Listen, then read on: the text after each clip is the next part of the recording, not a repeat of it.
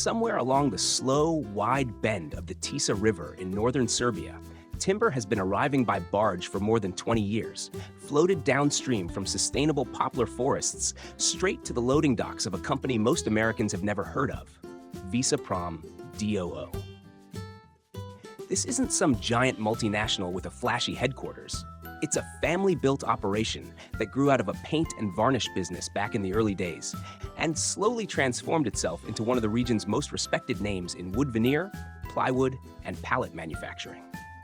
Today, spread across 3 production sites in Kanjiža, Subotica, and Horgoš, the company employs around 260 people, all working in a facility that's divided cleanly into 4 specialized production lines: pallets, veneer, plywood, and pressed composite blocks. And if you've ever run your hand across a smooth, pale sheet of poplar veneer on a cabinet door or a piece of furniture, there's a decent chance the process you're about to see is exactly how it got there. Let's start with the raw material, because that's where the story of good veneer really begins. Visaprom sources its logs from sustainably managed forestry operations, and they know exactly where every log comes from. No mystery supply chain here. The poplar trees are selectively harvested, then loaded onto barges and floated right down the Tisa to the factory yard. That river transport isn't just tradition for tradition's sake. It's actually a smart, low-impact way to move heavy, waterlogged timber without burning through fuel on trucks. And it's been part of this operation's DNA since the very beginning. Once the logs arrive at the yard, they're sorted by diameter and quality, because veneer production is unforgiving when it comes to defects. Knots, cracks, or irregular grain can ruin an entire sheet. The selected logs then move into what might be the most critical stage of the entire process: cooking. Before you can peel or slice a log into paper-thin veneer, the wood fibers need to be softened, and that's done by submerging the logs in heated vats or steam chambers for an extended period. This isn't a quick dip. It's a carefully controlled cooking cycle that raises the internal temperature and moisture of the log evenly from the bark all the way to the core. Get it wrong, and the veneer will tear, splinter, or crack the moment the blade touches it. Get it right, and the wood becomes pliable enough to be sliced into sheets thinner than a credit card without breaking apart. After cooking, the softened logs are transferred to the slicing or peeling line, where massive precision blades shave the log into continuous ribbons of veneer. Depending on the cut and the intended use, the machinery can peel the log in a rotary fashion, essentially unrolling it like a roll of paper towels, or slice it flat to bring out a particular grain pattern that furniture makers love for its light, uniform look.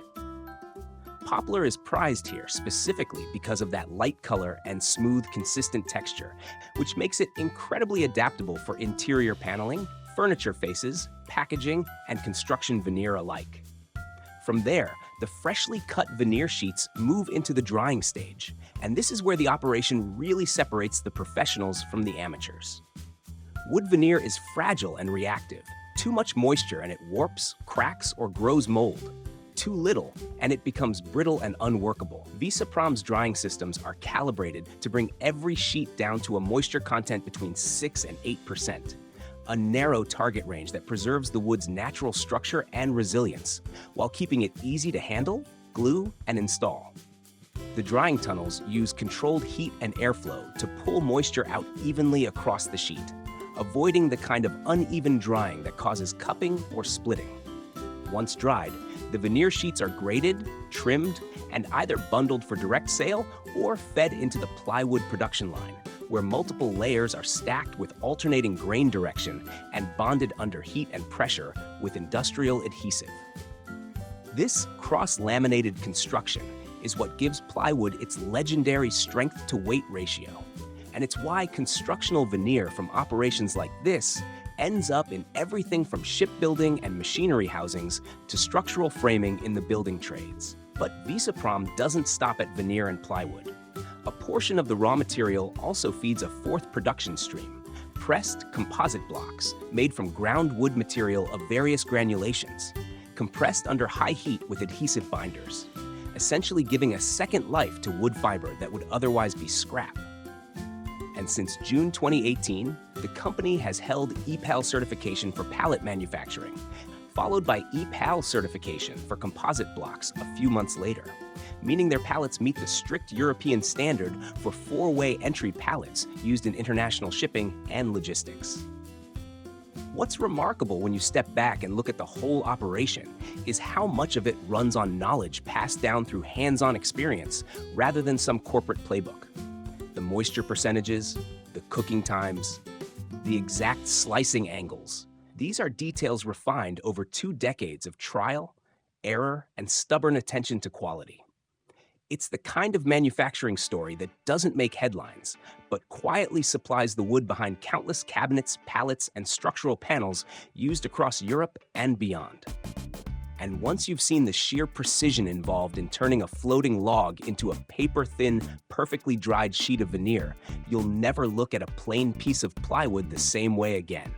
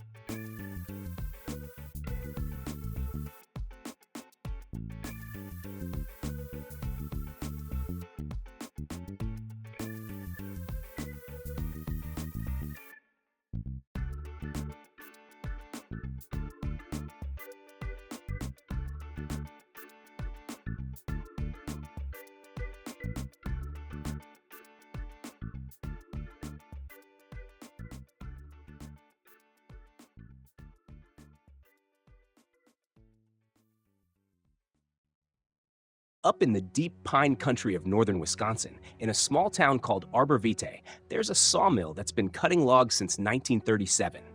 Started by a man named Fred Pukall, and still family-owned to this day. Pukall Lumber Company isn't trying to be the biggest operation in America, but it has quietly grown into one of the largest pine lumber mills in the entire state, turning out somewhere between 12 and 13 million board feet of lumber every single year. That's an almost unbelievable amount of wood moving through a facility that, on the outside, still feels like a classic small-town lumberyard. The heart of the operation is the sawmill itself, where logs, mostly red pine, white pine, and some spruce, arrive by truck from northern Wisconsin's private, state, and federal forests. And this is where the story gets interesting for anyone who appreciates good forestry practice. These aren't clear-cut forests. The logs come from woodlands specifically marked for selective harvesting and timber stand improvement, meaning foresters are actively managing the health of the forest, thinning out trees to let the remaining ones grow stronger, rather than stripping the land bare. That gives Pukall complete quality control from the very first step, choosing which trees come down, all the way through to the finished board, leaving the mill. Once the logs hit the yard, they're unloaded and fed onto the processing line, where the primary sawing equipment breaks them down into rough dimension lumber. Cutting boards anywhere from 1 to 8 inches thick, 4 to 12 inches wide, and 6 to 16 feet long, depending on what's needed for the construction industry customers waiting on the other end. This is precision work at high volume. The saws have to consistently maximize yield from every log while keeping thickness tolerances tight enough for framing lumber that contractors are going to trust with load-bearing walls. After the rough cutting, the green lumber moves into drying. Fresh cut wood is loaded with moisture, and if it's shipped or used that way, it'll warp, twist, and shrink unpredictably once it's out in the field. So the boards go through a controlled drying process before heading to the planing mill, where the surfaces get finished to spec. Pukall's planing operation can produce a range of finished profiles. S4S, meaning surfaced on all 4 sides for that smooth, ready-to-use look. S2S for two-sided surfacing. And a variety of specialty molding profiles for trim work, siding, and paneling. One detail that really shows the sophistication behind this operation is Pukall's certification as a heat-treating facility capable of producing HT-stamped lumber, the internationally recognized heat treatment standard required for certain export and pallet applications, where the wood needs to be certified free of pests before it crosses borders.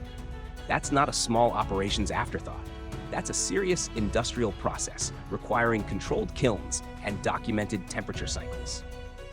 Beyond straight dimension lumber, Pukall's mill also turns out tongue and groove paneling, wood siding, and custom moldings, meaning the same logs coming off those trucks in the morning could end up as everything from a house frame to the trim around a farmhouse kitchen window. About 30 to 40% of the lumber gets sold locally through their own retail building supply stores, while the rest ships out wholesale, mostly across the Great Lakes region, though it's not unheard of for a truckload to end up as far away as Texas or eastern Canada. With roughly 75 to 120 employees spread across the sawmill, the shipping department, and multiple retail locations, Pukall Lumber represents something increasingly rare in American manufacturing. A genuinely vertically integrated, multi-generational sawmill operation that still controls its product from standing timber to the finished board. No middlemen, no outsourcing, just good wood cut right and shipped out the door.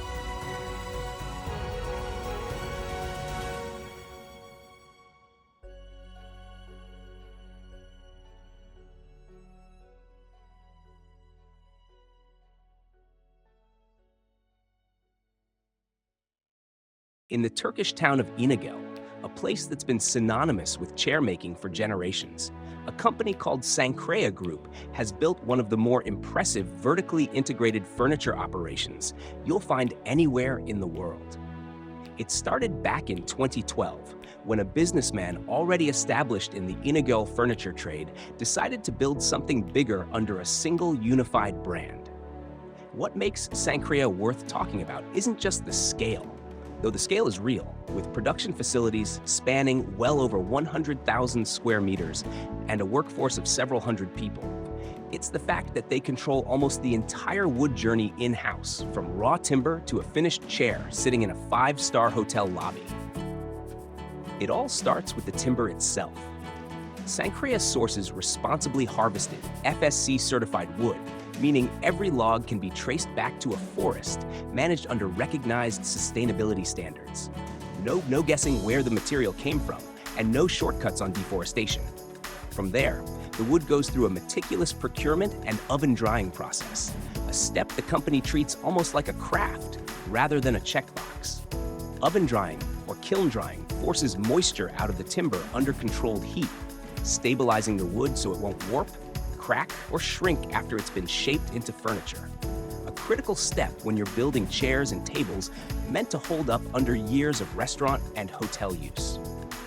Once the wood is properly dried, it moves into the machining and shaping lines, where high-technology CNC equipment and specialized woodworking machinery cut, carve, and profile the components that will eventually become chair frames, table legs, and structural furniture parts.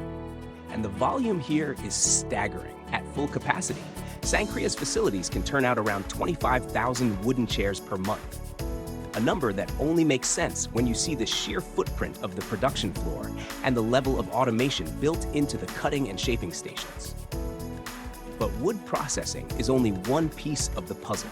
Sankrea also integrates upholstery, metalwork, painting, and joinery all under the same roof, meaning a single piece of furniture, say a dining chair bound for a Mediterranean resort, might have its wooden frame shaped, its metal fittings fabricated, its finish painted, and its upholstery stitched, all within the same vertically integrated campus. That kind of end-to-end control lets the company guarantee consistent quality and predictable lead times, which matters enormously when you're supplying furniture for large-scale hospitality projects, yacht interiors, and commercial venues across Europe, the Middle East, the Far East, and the Americas. Sustainability runs through the whole operation too. Part of the production is powered by on-site solar systems, cutting down the carbon footprint of a facility that size. And the company maintains recycling systems for wood offcuts, metal scrap, fabric remnants, and packaging, treating what used to be waste as a resource to be reused rather than discarded. What you end up with is a genuinely modern furniture factory built on an old-world craft tradition. A place where century-old chair-making know-how from indigo meets cutting-edge kiln drying, CNC shaping, and renewable energy, all working together to produce furniture built to survive the heavy daily use of hotels, restaurants, and commercial spaces for decades.